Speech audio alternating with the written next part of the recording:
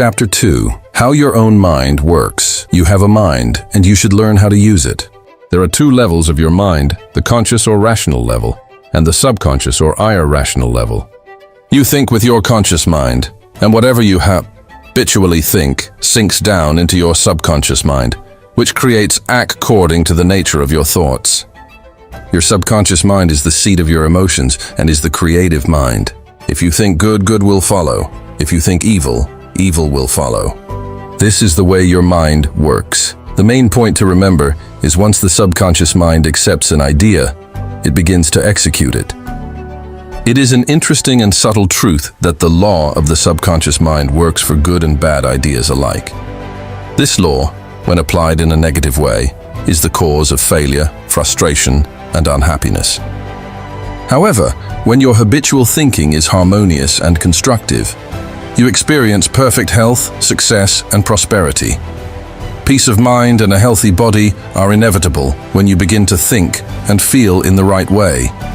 Whatever you claim mentally and feel is true, your subconscious mind will accept and bring forth into your experience. The only thing necessary for you to do is to get your conscious mind to accept your idea, and the law of your own subconscious mind will bring forth the health, peace, or position you desire. You give the command or decree, and your subconscious will faithfully reproduce the idea impressed upon it. The law of your mind is this: you will get a reaction or response from your subconscious mind according to the nature of the thought or idea you hold in your conscious mind. Psychologists and psychiatrists point out that when thoughts are conveyed to your subconscious mind, impressions are made in the brain cells. As soon as your subconscious accepts any idea, it proceeds to put it into effect immediately. It works by association of ideas and uses every bit of knowledge that you have gathered in your lifetime to bring about its purpose. It draws on the infinite power, energy, and wisdom within you. It lines up all the laws of nature to get its way. Sometimes it seems to bring about an immediate solution to your difficulties, but at other times it may take days, weeks, or longer. Its ways are past finding out. Conscious and subconscious terms differentiated. You must remember that these are not two minds. They are merely two spheres of activity within one mind. Your conscious mind is the reasoning mind. It is that phase of mind which chooses. For example, you choose your books, your home, and your partner in life. You make all your decisions with your conscious mind.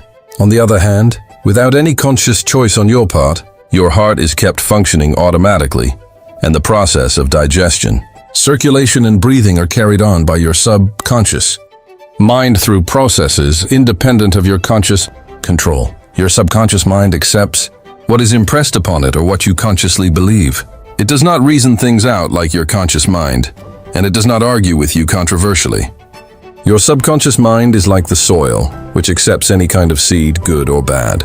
Your thoughts are active and might be likened unto seeds. Negative, destructive thoughts continue to work negatively in your subconscious mind and, in due time, will come forth into outer experience, which corresponds with them. Remember, your subconscious mind does not engage in proving whether your thoughts are good or bad, true or false, but it responds according to the nature of your thoughts or suggestions. For example, if you consciously assume something is true, even though it may be false, your subconscious mind will accept it as true and proceed to bring about results, which must necessarily follow, because you consciously assumed it to be true. Experiments by psychologists. Innumerable experiments by psychologists and others on persons in the hypnotic state have shown that the subconscious mind is incapable of making selections and comparisons, which are necessary for a reasoning process. They have shown repeatedly that your subconscious mind will accept any suggestions, however false. Having once accepted any suggestion, it responds according to the nature of the suggestion given. To illustrate the amenability of your subconscious mind to suggestion, if a practiced hypnotist suggests to one of his subjects that he is Napoleon Bonaparte, or even a cat or a dog, he will act out the part with inimitable accuracy. His personality becomes changed for the time being. He believes himself to be whatever the operator tells him he is. A skilled hypnotist may suggest to one of his students in the hypnotic state that his back itches, to another that his nose is bleeding, to another that he is a marble statue, to another that he is freezing and the temperature is below zero. Each one will follow out the line of his particular suggestion, totally oblivious to all his surroundings, which do not pertain to his idea. These simple illustrations portray clearly the difference between your conscious reasoning mind and your subconscious mind, which is impersonal, non-selective, and accepts as true whatever your conscious mind believes to be true. Hence, the importance of selecting thoughts, ideas, and premises which bless, heal, inspire, and fill your soul with joy. The terms objective and subjective mind. Clarified. Your conscious mind is sometimes referred to as your objective mind B, because it deals with outward objects. The objective mind takes cognizance of the objective world. Its media of observation are your 5 physical senses. Your objective mind is your guide and director in your contact with your environment. You gain knowledge through your 5 senses.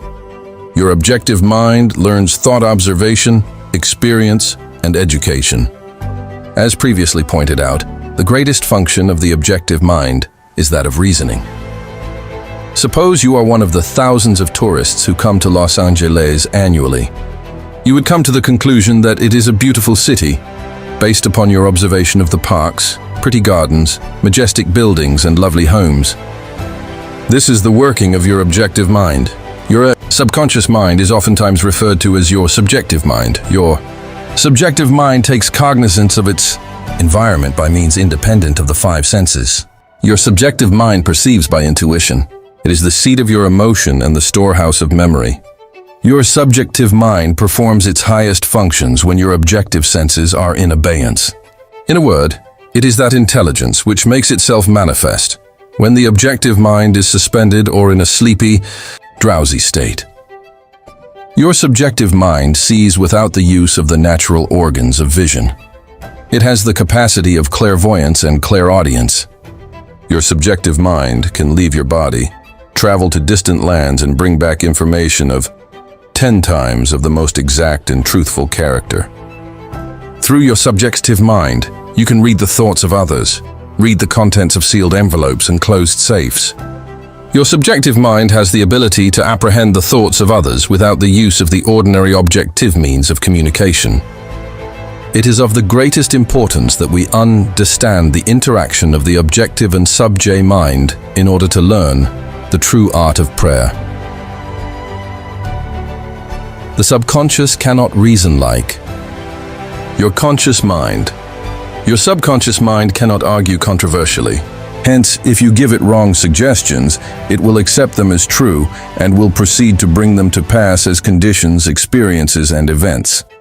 All things that have happened to you are based on thoughts impressed on your subconscious mind through belief.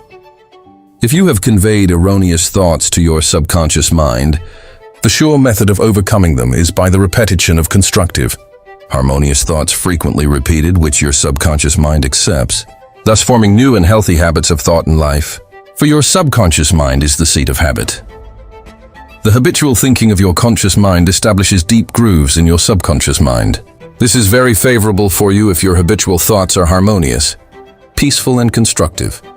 If you have indulged in fear, worry, and other destructive forms of thinking, the remedy is to recognize the omnipotence of your subconscious mind and decree freedom, happiness, and perfect health. Your subconscious mind, being creative and one with your divine source, will proceed to create the freedom and happiness which you have earnestly decreed. The tremendous power of suggestion. You must realize by now that your conscious mind is the watchman at the gate, and its chief function is to protect your subconscious mind from false impressions. You are now aware of one of the basic laws of mind. Your subconscious mind is amenable to suggestion. As you know, your subconscious mind does not make comparisons or contrasts. Neither does it reason and think things out for itself. This latter function belongs to your conscious mind. It simply reacts to the impressions given to it by your conscious mind. It does not show a preference for one course of action over another. The following is a classic example of the tremendous power of suggestion. Suppose you approach a timid-looking passenger on board ship and say to him something like this: "You look very ill. How pale you are. I feel certain you are going to be seasick. Let me help you to your cabin." The passenger turns pale. Your suggestion of seasickness associates itself with his own fears and forebodings. He accepts your aid down to the berth, and there your negative suggestion, which was accepted by him, is realized. Different reactions to the same suggestion. It is true that different people will react in different ways to the same suggestion because of their subconscious conditioning or belief. For example, if you go to a sailor on the ship and say to him sympathetically, "My dear fellow, you're looking very ill. Aren't you feeling sick? You look to me as if you are going to be seasick." According to his temperament, he either laughs at your joke or expresses mild irritation. Your suggestion fell on deaf ears in this instance because your suggestion of seasickness was associated in his mind with his own immunity from it. Therefore, it called up not fear or worry, but self-confidence. The dictionary says that a suggestion is the act or instance of putting something into one's mind. The mental process by which the thought or idea suggested is entertained, accepted, or put into effect. You must remember that a suggestion cannot impose something on the subconscious mind against the will of the conscious mind. In other words, your conscious mind has the power to reject the suggestion given. In the case of the sailor, he had not fear of seasickness. He had convinced himself of his immunity, and the negative suggestion had absolutely no power to evoke fear. The suggestion of seasickness to the other passenger called forth his indwelling fear of seasickness. Each of us has his own inner fears, beliefs, and opinions. These inner assumptions rule and govern our lives. A suggestion has no power in and of itself, except it is accepted mentally by you. This causes your subconscious powers to flow in a limited and restricted way according to the nature of the suggestion. How he lost his arm. Every 2 or 3 years, I give a series of lectures at the London Truth Forum in Caxton Hall.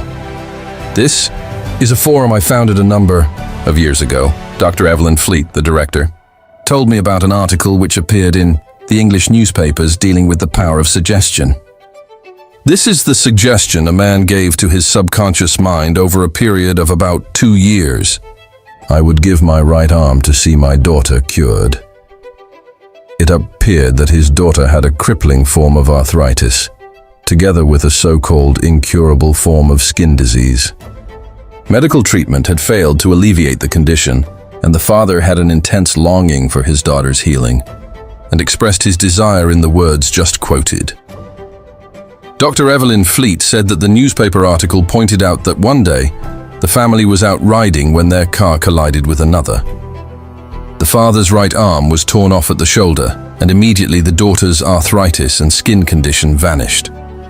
You must make certain to give your subconscious only suggestions which heal, bless, elevate, and inspire you in all ways. Remember that your subconscious mind cannot take a joke. It takes you at your word. How autosuggestion banishes fear. Illustrations of autosuggestion. Autosuggestion means suggesting something definite and specific to oneself. Herbert Parkin, in his excellent manual of autosuggestion, records the following incident. It has its amusing side, so that one remembers it. A New York visitor in Chicago looks at his watch, which is set an hour ahead of Chicago time, and tells a Chicago friend that it is 12 o'clock.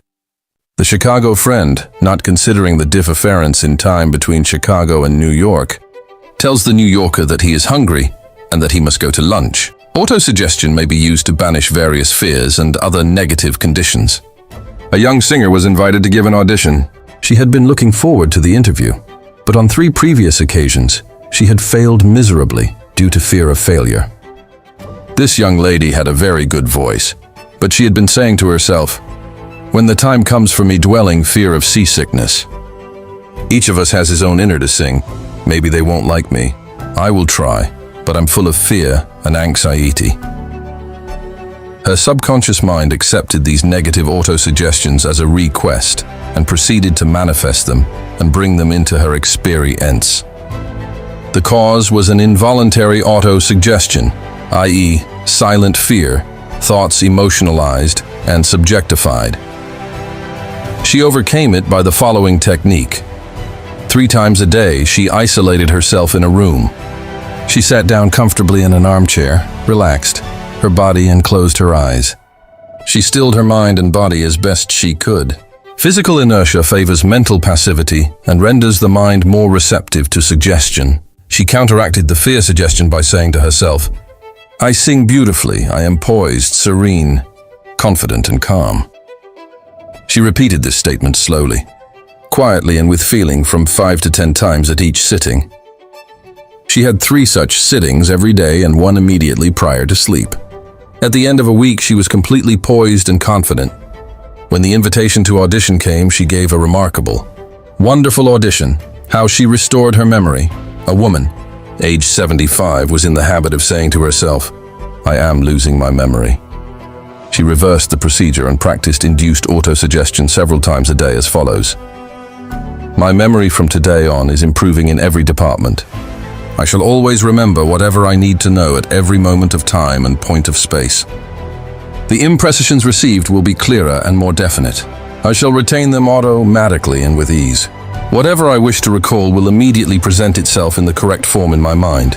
I am improving rapidly even every day, and very soon my memory will be better than it has ever been before." At the end of 3 weeks, her memory was back to normal, and she was delighted. How he overcame a nasty temper. Many men who complained of irritability and bad temper proved to be very susceptible to autosuggestion and obtained marvelous results by ussing the following statements 3 or 4 times a day. Morning, noon and night prior to sleep for about a month. Henceforth, I shall grow more good-humored. Joy, happiness, and cheerfulness are now becoming my normal states of mind. Every day I am becoming more and more lovable and understanding. I am now becoming the center of cheer and goodwill to all those about me, infecting them with good humor. This happy, joyous, and cheerful mood is now becoming my normal, natural state of mind. I am grateful. This heterosuggestion process goes on in every home, office, factory, and club. You will find that many of these suggestions are for the purpose of making you think, feel, and act as others want you to, and in ways that are to their advantage. How suggestion killed a man. Here is an illustration of heterosuggestion. A relative of mine went to a crystal ball gazer in India who told him that he had a bad heart and predicted that he would die at the next new moon. He began to tell all members of his family about this prediction, and he arranged his will. This powerful suggestion entered into his subconscious mind because he accepted it completely. My relative also told me that this crystal gazer was believed to have some strange occult powers, and she could do harm or good to a person. He died as predicted, not knowing that he was the cause of his own death. I suppose many of us have heard similar stupid, ridiculous, superstitious stories. Let us look at what happened in the light of our knowledge of the way the subconscious mind works. Whatever the conscious, reasoning mind of man believes, the subconscious mind will accept and act upon. My relative was happy, healthy, vigorous, and robust when he went to see the fortune teller. She gave him a very negative suggestion, which he accepted. He became terrified and constantly dwelt upon the fact that he was going to die at the next new moon. He proceeded to tell everyone about it, and he prepared for the end. The activity took place in his own mind, and his own thought was the cause. He brought about his own so-called death, or rather destruction of the physical body, by his fear and expectation of the end. The woman who predicted his death had no more power than the stones and sticks in the field. Her suggestion had no power to create or bring about the end she suggested. If he had known the laws of his mind, he would have completely rejected the negative suggestion and refused to give her words any attention, knowing in his heart that he was governed and controlled by his own thought and feeling. Like tin arrows aimed at a battleship, her prophecy could have been completely neutralized and dissipated without hurting him. The suggestions of others in themselves have absolutely no power whatever over you except the power that you give them through your own thoughts. You have to give your mental consent. You have to entertain the thought. Then it becomes your thought and you do the thinking. Remember, you have the capacity to choose. Choose life. Choose love. Choose health. Choose abundance. The power of an assumed major premise. Your mind works like a syllogism. This means that whatever major premise your conscious mind assumes to be true determines the conclusion your subconscious mind comes to in regard to any particular question or problem in your mind. If your premise is true, the conclusion must be true, as in the following example. Every virtue is laudable. Kindness is a virtue. Therefore, kindness is laudable. Another example is as follows. All formed things change and pass away. The pyramids of Egypt are formed things. Therefore, someday the pyramids will pass away. The first statement is referred to as the major premise, and the right conclusion must necessarily follow the right premise. A college professor, who attended some of my Science of Mind lectures in May 1962 at Town Hall, New York, said to me, "Everything in my life is topsy-turvy, and I have lost health, wealth, and friends. Everything I touch turns out wrong." I explained to him that he should establish a major premise in his thinking, that the infinite intelligence of his subconscious mind was guiding, directing and prospering him spiritually, mentally, and materially. Then his subconscious mind would automatically direct him wisely in his investments, decisions, and also heal his body and restore his mind to peace and tranquility. This professor formulated an overall picture of the way he wanted his life to be, and this was his major premise. Infinite intelligence leads and guides me in all my ways. Perfect health is mine, and the law of harmony operates in my mind and body. Beauty, love, peace, and abundance are mine. The principle of right action and divine order govern my entire life.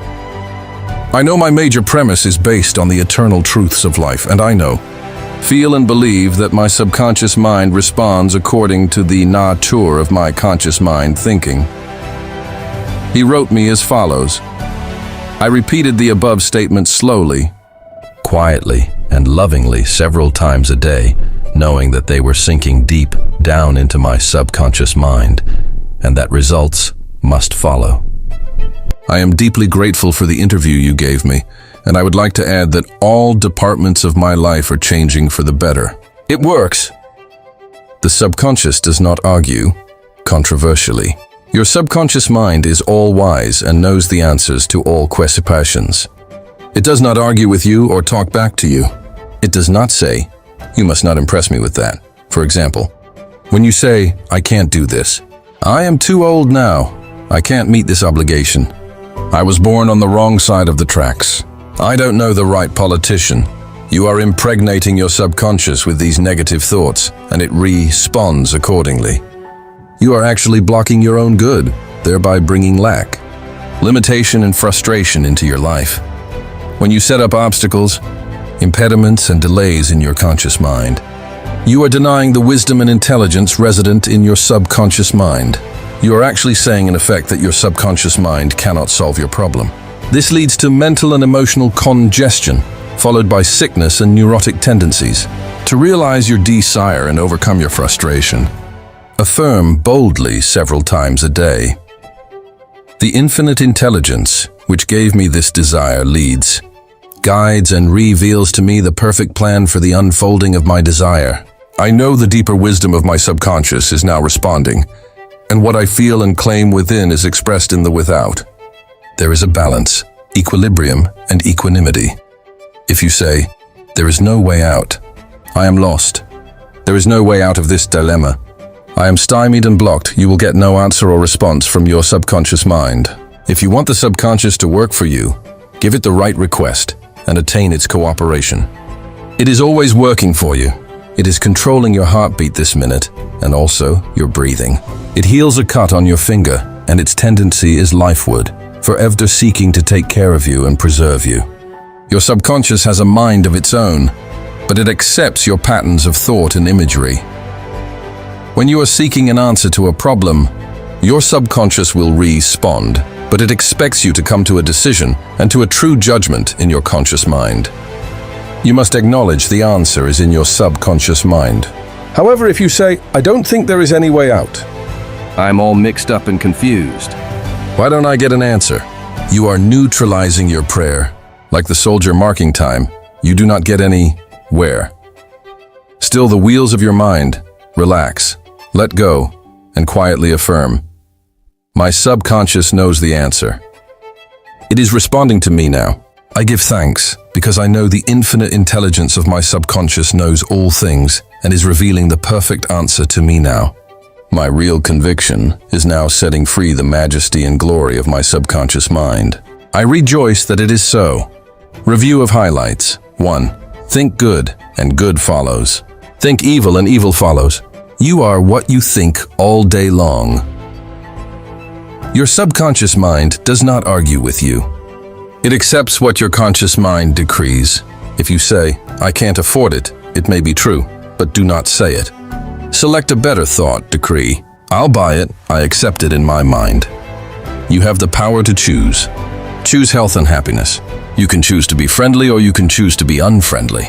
Choose to be cooperative, joyous, friendly, lovable, and the whole world will respond. This is the best way to develop a wonderful personality. Your conscious mind is the watchman at the gate. Its chief function is to protect your subconscious mind from false impressions. Choose to believe that something good can happen and is happening now. Your greatest power is your capacity to choose. Choose happiness and abundance. The suggestions and statements of others have no power to hurt you. The only power is the movement of your own thought. You can choose to reject the thoughts or statements of others and affirm the good. You have the power to choose how you will react. Watch what you say. You have to account for every idle word. Never say, "I will fail. I will lose my job. I can't pay the rent." Your subconscious cannot take a joke. It brings all these things to pass. Your mind is not evil. No force of nature is evil. It depends how you use the powers of nature. Use your mind to bless, heal, and inspire all people everywhere. Never say, "I can't." Overcome that fear by substituting the following. I can do all things through the power of my subconscious mind. 9. Begin to think from the standpoint of the eternal truths and principles of life, and not from the standpoint of fear, ignorance, and superstition. Do not let others do your thinking for you. Choose your own thoughts and make your own decisions. 10. You are the captain of your soul, subconscious mind, and the master of your fate. Remember, you have the capacity to choose. Choose life. Choose love. Choose health. Choose happiness. 11. Whatever your conscious mind assumes and believes to be true, your subconscious mind will accept and bring to pass. Believe in good fortune, divine guidance, right action, and all the blessings of life. I recommend this system in this book. It will help you achieve any goal you want. It changed my life. The link is in the YouTube bio.